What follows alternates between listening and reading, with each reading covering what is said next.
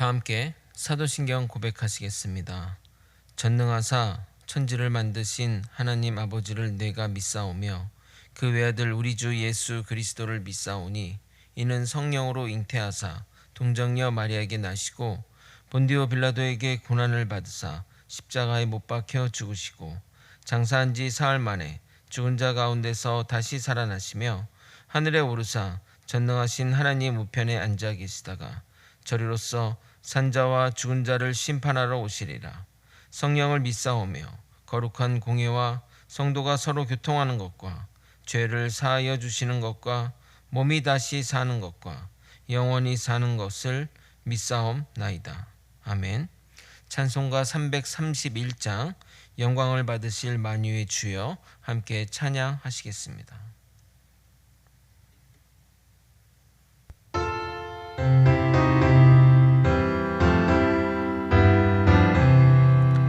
영광을 받으신 만유의 주여 우리가 명령을 따르리다. 베푸신 은혜를 감사히 알고 진실한 마음으로 섬기겠네. 구주의 은혜 주시는 대로 영원히 받들어 섬기겠네. 찬송하겠네. 찬송하겠네. 생명을 주시는 구주로다. 구주를 높이고 잘 공경하여 온유한 마음으로 섬기리다.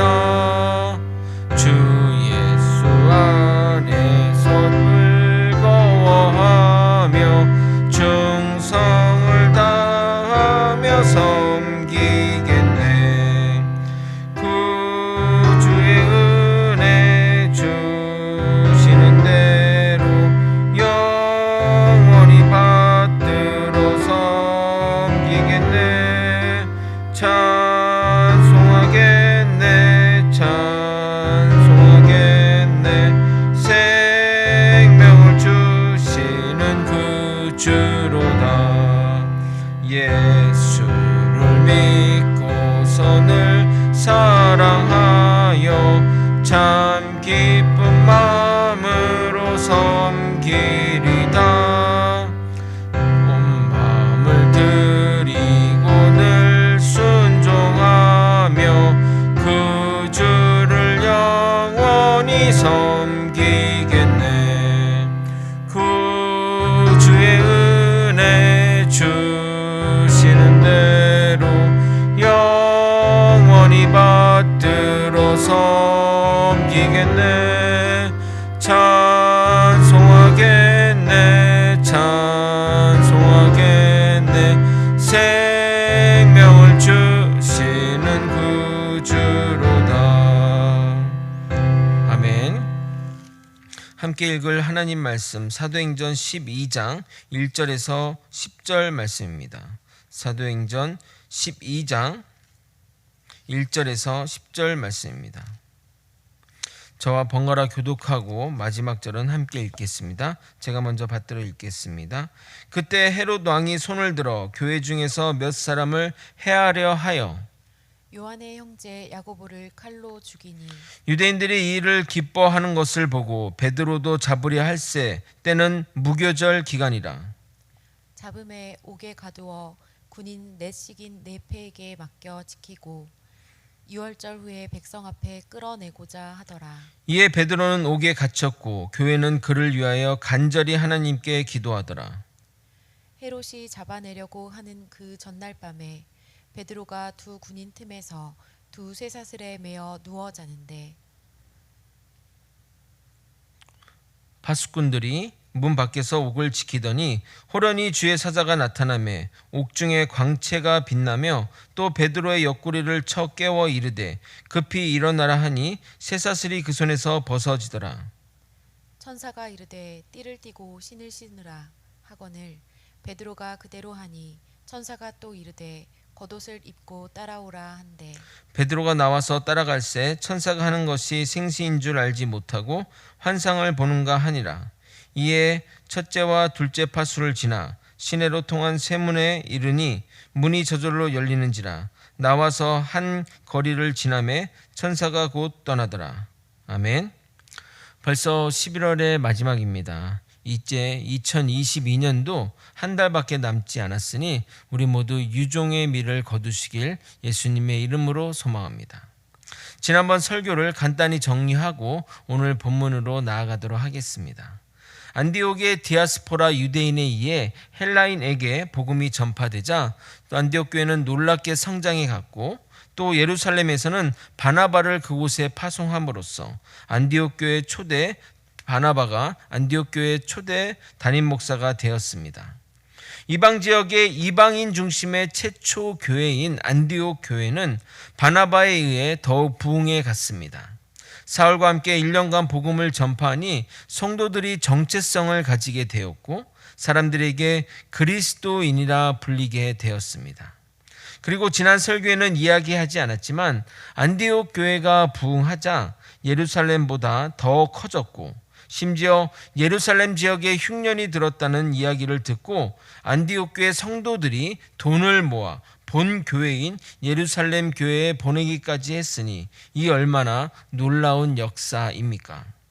분립교회나 개척교회가 가장 어려운 것이 재정 자립인데 1년 만에 재정 자립이 되어 부족까지 보낸 것은 정말 놀라운 일이라 하겠습니다. 오늘 본문은 예루살렘 교회의 고난을, 환난을, 탄압을 다루고자 합니다. 어려운 상황 가운데 주님의 돌보심과 그 가운데 하나님의 계획이 무엇인지 살펴보는 시간이 되길 소망합니다. 인생의 진리 중 하나는 뭐냐면 인생은 꽃길만 걸을 수 없다는 겁니다. 온탕이 있으면 냉탕이 있고 지금 꽃길이면 언젠가 진흙밭도 있다는 것입니다. 그런 것을 우리는 사도행전을 보면서 눈으로 확인할 수 있습니다. 스데반의 순교로 갑자기 위축된 그 예루살렘 교회가 오히려 그로 인해 이방 선교, 세계 선교의 물꼬가 트였습니다. 하나님의 역사는 이렇게 계속해서 진행되어 갑니다. 그리고 다시 몰아닥친 위기의 순간입니다. 스데반의 순교 이후로 많은 기독교 유대인들이 예루살렘을 떠났지만 사도들은 굳건히 교회를 지켰습니다. 그 말은 사도들은 탄압하지 않았다는 말입니다. 교회가 핍박을 받아도 리더십이 타격받지 않으면 다시 일어설 수 있습니다. 예루살렘 교회도 어려운 시기였지만 사도들이 교회를 지키면서 이겨냈고 사마리아와 주변 지역의 복음을 전파하면서 안디옥 지역까지 진출하여 안디옥 교회가 개척이 된 것입니다. 그런데 흉년이 들어 어려운 시기에 예루살렘 교회에 탄압이 왔고 그 칼날이 이제는 사도들을 향하게 됩니다. 1절과 2절을 읽어드리도록 하겠습니다. 그때 헤롯 왕이 손을 들어 교회 중에서 몇 사람을 해하려 하여 요한의 형제 야고보를 칼로 죽이니. 그런데 여러분 좀 이상하지 않습니까? 평소에는 그냥 내버려 두었는데 왜 갑자기 사도들을 죽이려고 하는 것일까요? 바로 흉년과 상관이 있습니다. 당시 비가 오랫동안 오지 않아 흉년이 들면 모든 화살이 지도자로 향하기 마련입니다. 사람들은 생각하기를 지도자가 잘못돼서 이런 것이 아닌가, 그래서 하늘이 벌 주는 것 아닌가 라고 생각했던 것입니다. 사실 우리도 이런 생각을 합니다. 새로운 목사님이 오셨는데 안 좋은 일이 연달아 일어나면 무슨 생각이 들겠습니까? 담임 목사님 잘못 드린 것 아니야? 생각 안 할까요? 무속적인 신앙의 모습이지만 의외로 그렇게 생각하는 분들이 많습니다. 제가 사역했던 교회에서 성도들이 연이어서 이렇게 돌아가시게 되자 그런 소문이 돌더라고요. 그때 저는 무슨 생각했냐면 담임 목사하기 정말 힘들다라는 생각이 들었습니다. 이제 목사가 성도들 죽는 것까지 겹치지 않게 해달라고 기도해야 하나 생각이 들었습니다. 거제소망교회 성도 여러분, 인명은 제천인데 어찌 인간 지도자에 의해 죽음이 결정되겠습니까? 그리고 그렇게 죽은 사람은 또 뭐가 됩니까? 하나님의 부르심에 응답하여 소천한 것인데 저 지도자, 저 목사 혼내려고 하나님이 고인을 죽인 것밖에 더 되겠습니까? 얼마나 그게 가치 없는 죽음입니까? 이번 다니엘 기도에서 최인선 목사님 간증을 들으면서 나는 저 상황에 빠지면 사임하겠다라는 생각이 들었습니다. 하지만 성도들이 붙잡아서 이겨내는 모습에 참 감동이 되었습니다. 어려울 때일수록 서로 하나 되어 기도해야 할 것입니다. 흉년으로 인해 예루살렘 교회에 이상한 소문이 돌자 헤롯 왕은 그 책임을 유대인들이 싫어하는 기독교인들에게 책임을 몰았습니다.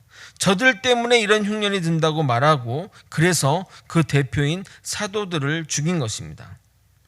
과거 일제강점기 때 간동 대지진이 나서 집에 불이 나고 사람들이 많이 죽어 민심이 흉흉해지자 일본 정관은 조선인 때문에 지진이 일어났고 그들이 불을 질러 더욱 피해가 커졌다고 거짓 소문을 퍼뜨려 대학살이 벌어졌는데 역사의 기록에 따르게 되면 적게는 3,000명에서 많게는 6,000명까지 학살이 당했다고 합니다. 학살이 최고조에 달했을 때는 도쿄에 흐르는 스미다 강과 아라카와 강은 시체의 피로 인해 핏빛으로 물들었다고 하니 참 힘없는 민족의 서름을 우리는 잊어서는 안 될 것입니다. 사도 요한의 형제 야고보는 우레의 아들이라는 별명을 가진 자로서 사도 중에서 최초의 순교자가 됩니다. 야고보의 억울한 누명을 씌워 죽였는데 유대인들이 반응이 좋은 겁니다. 그래서 헤롯은 다른 사도, 그중에 예루살렘의 교회의 책임자인 베드로를 잡아 죽이려고 합니다. 전형적인 포퓰리즘 성격의 그런 모습이라 하겠습니다. 3절을 읽겠습니다. 유대인들이 이 일을 기뻐하는 것을 보고 베드로도 잡으려 할세 때는 무교절 기간이라. 여기서 이 무교절 기간이다라고 기록한 이유는 단순히 그 시간적인 시간, 그러니까 그 시간을 기록하기 위해서 쓴 것이 아니라 명절을 맞아 공개적으로 사용을 하려는 헤롯의 계획을 나타내기 위해서 무교절이라고 표시한 겁니다. 그런데 여기에 하나님의 놀라운 계획이 있었습니다. 만약 헤롯이 이러한 생각을 안 했다면 베드로는 바로 죽임을 당했을 것입니다. 그런데 헤롯은 단순히 한 명을 죽이는 것이 목적이 아니라 사람들이 많이 모이는 무교절에 기독교인의 수장을 죽임으로써 자신의 인기를 얻으려는 그 생각을 하게 된 것입니다. 전형적인 정치인의 행동이라 하겠습니다. 그러나 그런 이유로 베드로는 당장 죽임을 모면하고 옥에 갇히는 신세가 된 것입니다. 4절을 읽어드리도록 하겠습니다. 잡음에 옥에 가두어 군인 넷씩인 네 패에 맡겨 지키고 6월절 후에 백성 앞에 끌어내고자 하더라. 무교절 마지막, 그러니까 6월절 마지막 날은 유대인들이 대성회로 모이기 때문에 그 날을 디데이로 삼고 또 옥에 가두었고 또 경비를 철저하게 됩니다. 어느 정도로 베드로를 경비했냐면 베드로 옆에 두 군인이 있었고 둘 다 쇠사슬을 묶고 베드로와 묶었습니다. 그러므로 베드로의 이 양쪽 손에 쇠사슬을 묶고 군인들 자신도 묶었던 것입니다. 거기에 외부에 경비병을 이중으로 세웠으니 물샐 틈 없는 경비 중이라 하겠습니다. 당시 죄인들은 아무리 그 사람이 중죄인이라 할지라도 한 명의 보초병에게 쇠사슬을 매어 지켰기에 얼마나 경비가 삼엄했는지 알 수 있는 대목이라 하겠습니다. 6절입니다. 헤롯이 잡아내려고 하는 그 전날 밤에 베드로가 두 군인 틈에서 두 쇠사슬에 매어 누워 자는데 파수꾼들이 문 밖에서 옥을 지키더니 이런 일이 이제 벌어지자 동시에 예루살렘 교회 성도들은 모여서 그가 풀려나기를 기도하게 됩니다. 이때 주의 천사가 빛 가운데 나타나 베드로를 강하게 깨웁니다. 경비병이 그런 모습을 못 봤다는 것은 경비병이 깊게 잠들었거나 눈이 부셔 보지 못했을 것입니다. 베드로가 일어나니 자연스레 손목에 쇠사슬이 풀리게 됩니다. 그런데 천사의 지시 가운데 특이한 표현이 나옵니다. 8절을 한번 여러분이 한번 읽어보도록 하겠습니다. 함께 읽겠습니다. 시작.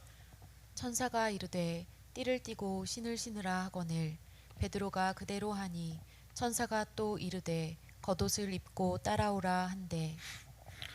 그러니까 베드로를 외부로 나가기 때문에 단순한 의미로 옷을 입고 띠를 입고 신을 신으라고 한 것일 수 있지만 이 모습은 전형적인 사명자를 세우는 모습이라 하겠습니다.